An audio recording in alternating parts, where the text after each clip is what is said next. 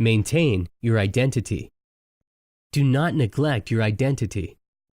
Usually, people think of shelter, food, water, and clothing when it comes to surviving, but identity is important as well.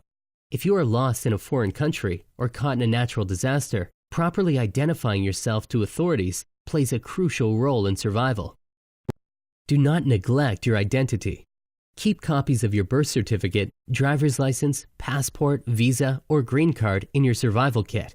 Laminate them to keep them secure. Tuck them into your money belt or a hidden pocket should you lose your wallet or bag. Becoming a Silk Road trader. Currency is valuable.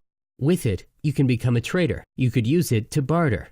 Experts recommend you have about $1,000 in gold or silver coins tucked away safely, either in a money belt or in a secret pocket in your bug-out bag. Goods to barter.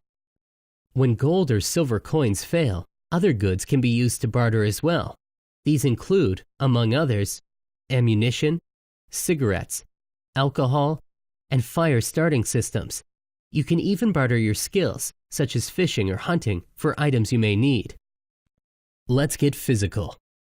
You have your food, you have your survival kit, you have your valuables and things to trade. You have beaten the odds and survived to this point. But how do you handle someone who wants to rob you?